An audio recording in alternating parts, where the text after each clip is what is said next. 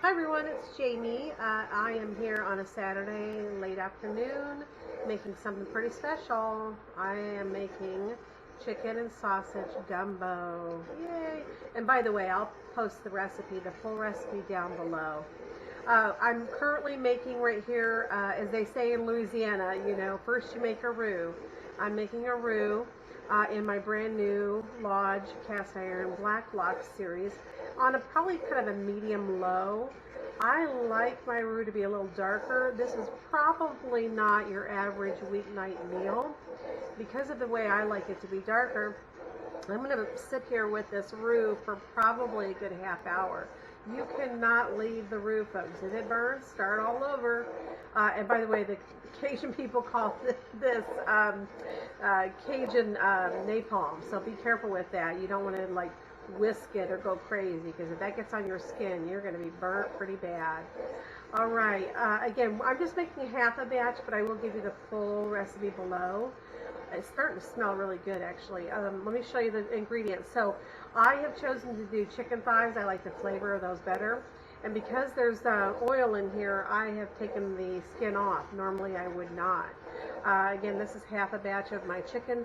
This is a full batch of the andouille sausage. I'm only going to use about 1.5 of this. And I'm going to actually have David here in a moment put that in the freezer so that we can cut about 1/4-inch slices of that. That will be going in later. I've got, to that we're going to obviously have our Cajun, what we call the trinity. So you've got your chopped onions, chopped bell peppers, and chopped celery. And I have a few celery leaves on top. That's just what I choose to do. I've got green onions or scallions, the green parts as well, and parsley, cayenne pepper, ground thyme, and I've got some bay leaves as well. Now, this roux is made with, again, I'm doing a half a batch. I've got half a cup of canola oil in here, half a cup of flour, and I put in the flour kind of slowly, and I do like a dark roux. I might end up adding eventually some cherry, just because that's what I was raised on. I do love cherry. We'll see. All right, that's all for now. We will be back. Thanks so much for watching. Okay guys, we're back here. As you can see, this roux is cooking up really nicely. It calls for a dark brown roux. I think this is pretty close. At this point then, I'm going to add in my, my trinity. Ooh, let's turn that down a little bit. That's going to immediately cool off a lot of what's cooking there, okay? Now, I'm not using all this because it's for a full batch.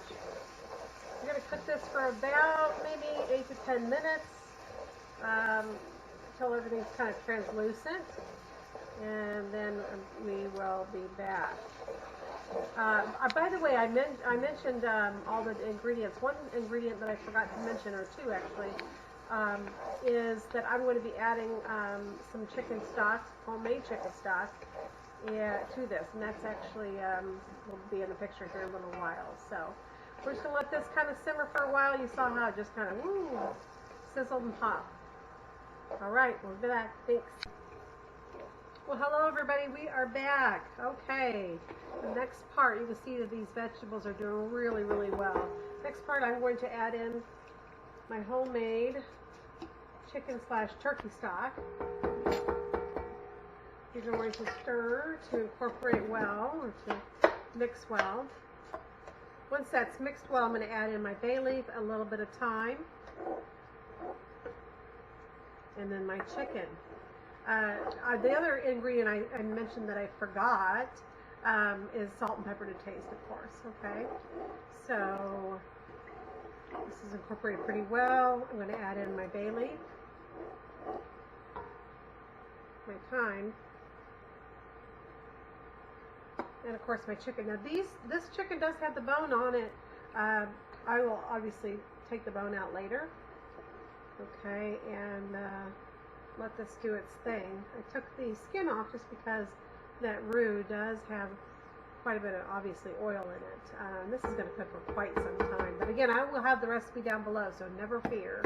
All right, we will be back. Thank you.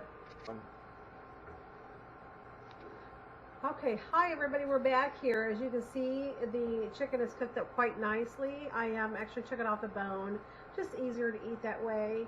And it just smells really nice. So there's still more spices to go into it. Definitely the cayenne.